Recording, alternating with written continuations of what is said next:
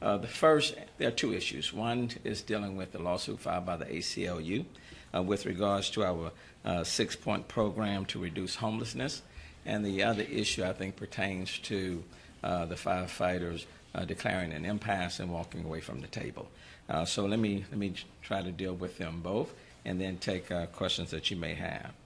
With regards to the first issue, the filing of the lawsuit by the ACLU, they filed a lawsuit against the city of Houston. We have not gotten served with it as of yet, so we're responding to what we have seen in response to the lawsuit against the city of Houston in response to my 6-point holistic plan to address homelessness in the city of Houston. We are working, the city of Houston is working with more than 100 community partners to respond to homelessness, and we've been working with them over the last, for quite some time. Let me put it that way. Over the last 5 years, the city of Houston we have reduced homelessness in the city of Houston by 8,000 individuals. And in fact, the number on the street we suspect right about now is the number that's homeless is about 3,600, and the number that's on our streets is about 1,100 when you consider those who are chronically homeless. And Mark, you can correct me if I'm wrong. The city's initiatives are not intended to adversely affect anyone's constitutional rights, but rather to balance the legitimate public health, safety, and welfare of all citizens in the public space. We should all agree, and I hope we can all agree, that one person living on the streets is one too many. And the critical question is, how do we help people to transition from being on the street to a better place in their lives? While there are some who might have us do nothing, and based on my reading of the lawsuit filed by the ACLU, they would ask us to do nothing. And others who might never accept any plan that we propose, we have chosen to work with those living on the streets on a 1-to-1 basis to address and to assess and address their individual needs and provide compassionate and meaningful solutions. Make no mistake, this is a public safety issue, and we cannot bury our heads in the sands and pretend that it does not exist, because it does. The question is, what is the best way or ways to transition people from living on the street, who may have ended on the streets for multiple factors, and then transition them to a better place. And we always recognize, and I've repeatedly said, that the number one strategy to reducing homelessness is to provide people with permanent supportive housing. That is the number one strategy, and that is a part of the 6-point plan, and has always been item number one. It does take time, patience, and compassion to encourage some of our most vulnerable citizens to receive the help that they need. And as we outlined, the goal has been and really continues to be to provide permanent supportive housing to about 500. We initially said over 6 months. We may be get a little bit delayed on that because of the funding that's been cut off from the feds in D.C., but we are working to help to fill in the gap in that funding, and I'm going to be talking to the members of City Council very, very soon, because we think we have found a way to come up with that additional funding that we need, which is about $2.1 million, to provide permanent supportive housing to that 500 number over the next, it may be able to the next 6 to 8 month time period. But I think we are we found a way, at least I'm optimistic, of providing that funding. But the critical component is this, and the instructions have been very clear. No one has received any citations. We have been out there over the last couple of months, along with our coalition partners, talking to people on a case-by-case basis, one by one, explaining to them that we're here to assist them, to help, to transition them to a better place, explaining to them, for example, that we want to provide accommodations for them, either in shelters or permanent supportive housing. Everyone, and I think some of you may have talked to some of the HOT team members on Friday of last week, made it very clear that our initial goal is to try to, number one, we're not asking anyone to move without providing them with an option. That's critically clear. And anyone who chooses to stay, no one is forcing anyone to move. But we are simply saying that when it comes to tents, and there are tents out there, when it comes to sofas and mattresses and all of these big items out there that create a public health concern, not only for those who are out there who are homeless, that's what the ordinance is focused on.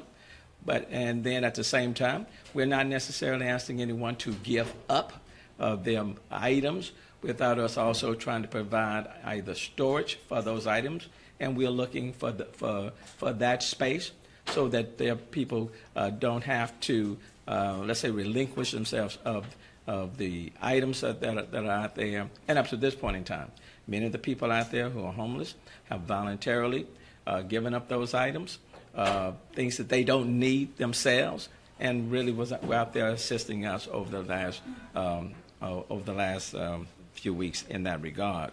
So that is the essence. My read of what the lawsuit says is that the city cannot do anything. The question then becomes, how do we, in a very compassionate and a humane way, transition them from the street to a better place in their lives? And for some people, you will have to nudge.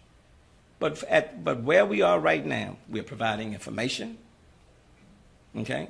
We're letting people know what the options do exist, okay? We're out there cleaning up in the spaces around them. And just like on Friday, many of them were assisting our workers out there putting things in dumpsters that they did not want. They were helping out, okay? So we are working with them on a case-by-case basis. And in some cases, it's a step-by-step process. But if the position is, if you're saying to the city, as ACLU is saying, Mayor, you can't do anything.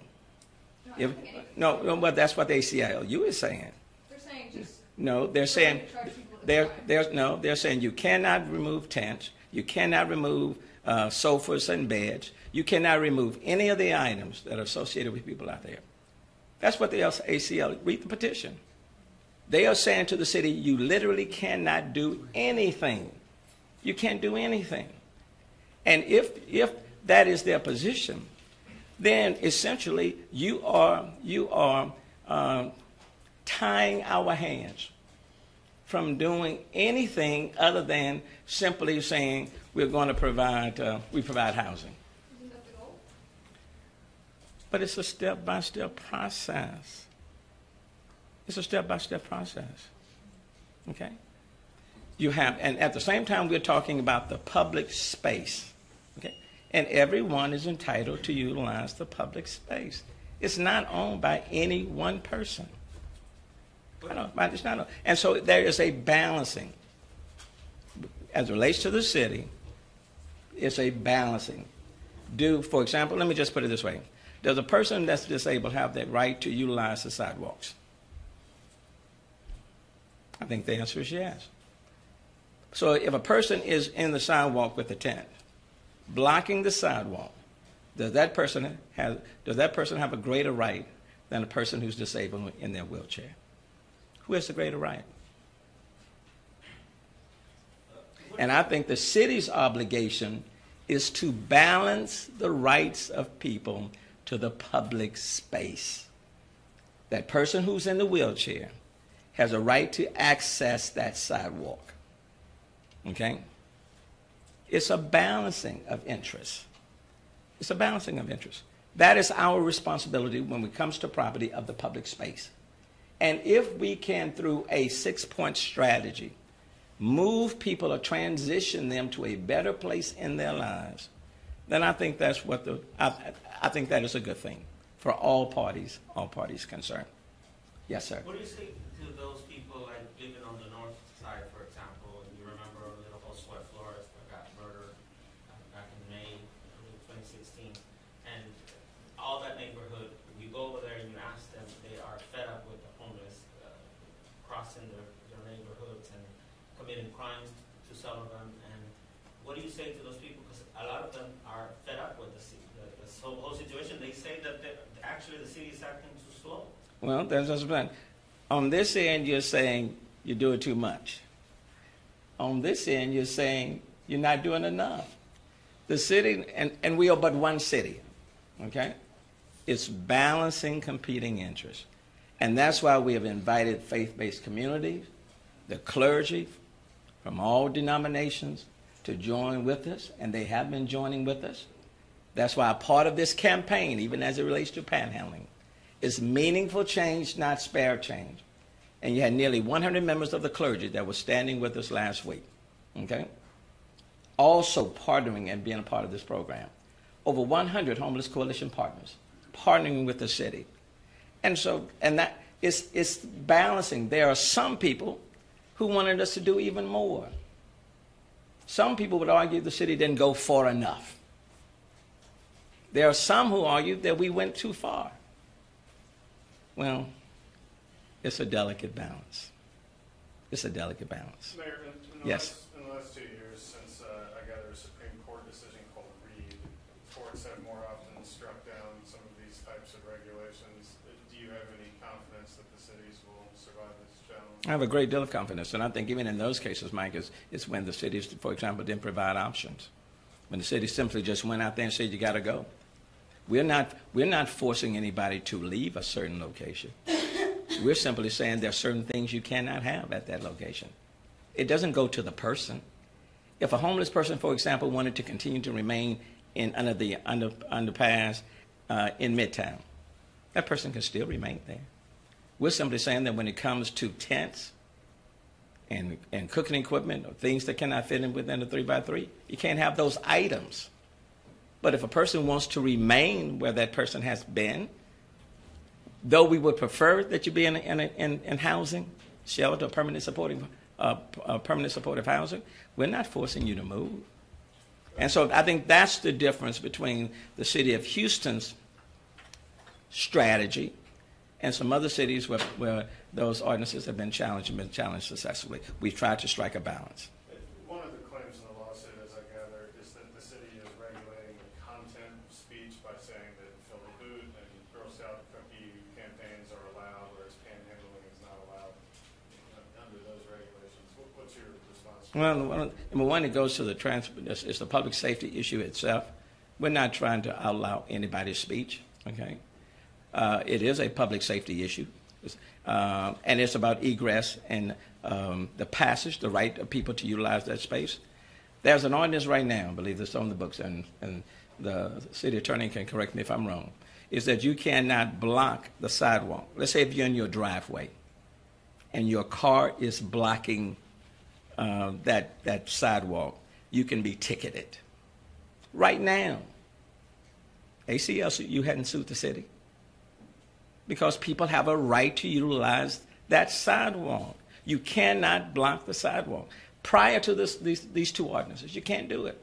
It is in that same spirit that we've adopted the panhandling ordinance. You cannot block the sidewalk. You cannot block traffic going from one point to another, okay? We're not regulating speech. And we still allow, in some cases, I think, permitting. Don't we still allow permitting? Yeah, if you go and get permitted, we're not stopping you. And what we are saying to people in the city of Houston is, look, we're not telling you not to give. We're simply saying redirect your giving in such a way that your giving can be more impactful and that you can have a meaningful impact on people's lives. And that's why we're saying meaningful change and not spare change. And we talked for quite some time with the faith-based community, the clergy, nonprofits, over the last several weeks. Last week, we met with about 100 of them who signed off on the campaign.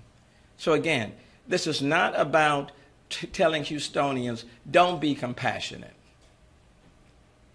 But it is about saying to Houstonians, if there is a better way to assist people who are in need, and we can be more impactful, then this, and we can be safer, then why not take this route, okay? And so we are saying to people, meaningful change, not spare change. It's just redirecting one's giving. But if anyone makes the argument that we are not compassionate or that we don't care, okay, I beg to differ with you. I do care, okay?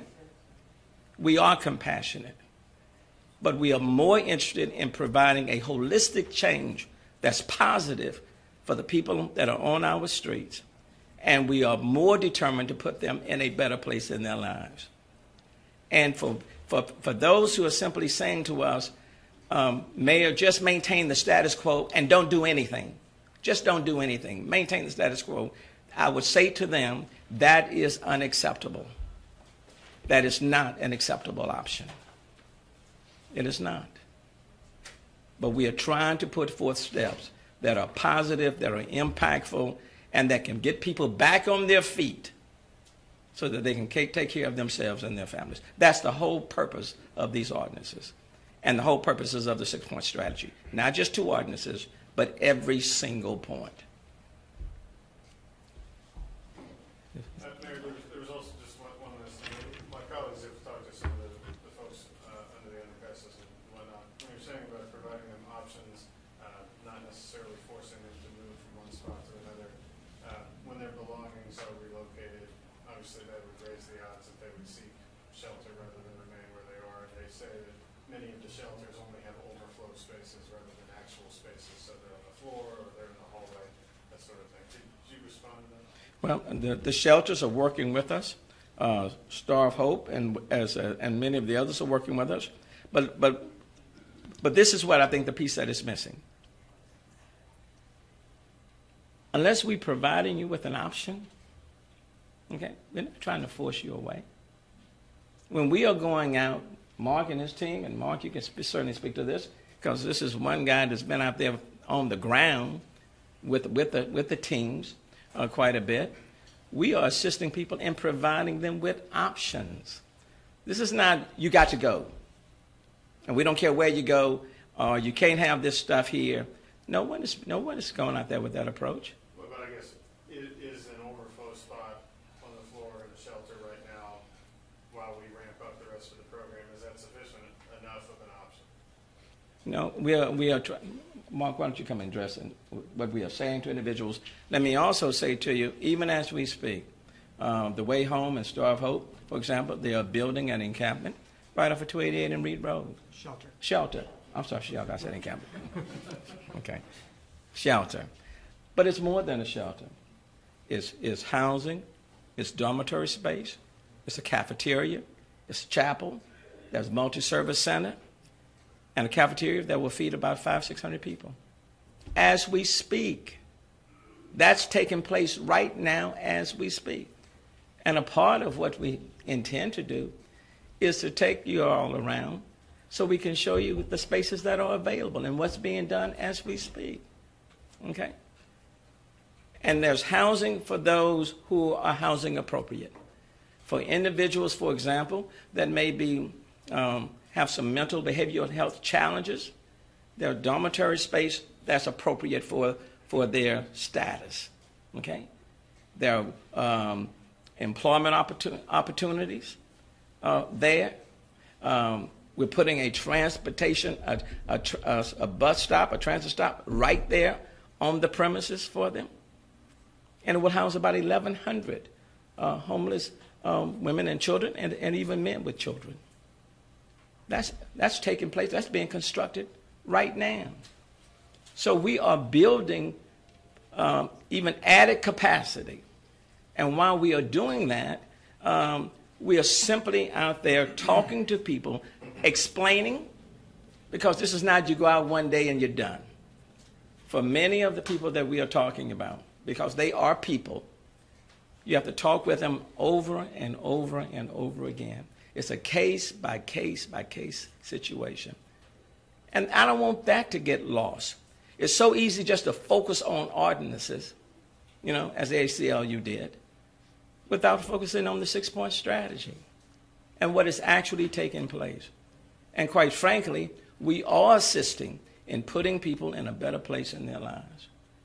And it's not heavy-handed. And I think many of you have talked to members of the hot team, and they can tell you. They have been instructed. We're not trying to be heavy-handed. We're not giving out any citations. But there does come a point where you have to gently nudge people from where they are. And I don't know about you, but even in my own family, there comes a point in time where you have to gently nudge people from where they are to a better transition in their lives. You have to.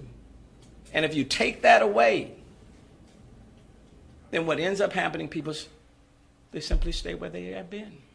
And the number grows. Mark. So on some days, some of our shelters, their bed space is completely used. But as a compassionate city, they make their ends meet, and we see how we can help out. We put mats on the floor. We do whatever we have to do so that every individual has an option. And let me tell you, whether given the choice of sleeping outside in the elements or sleeping indoors with running water, electricity, flushing toilets, AC, and with being a mat, I choose the mat any day over that, personally speaking. So we've worked with these shelters to make sure that even if a bed is not available, that there's still room for them to get them out from the elements inside where there's additional services so that we can help these individuals move off the streets for good. And let me just, and I'm going to close with this. Because when I was out there, you had a couple out there living under a tent. The one was pregnant with twins under this tent. And the facilities were not the best.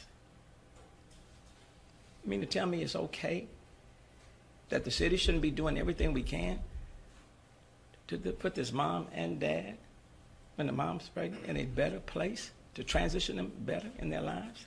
You mean to tell me that's okay? Let me just be very clear.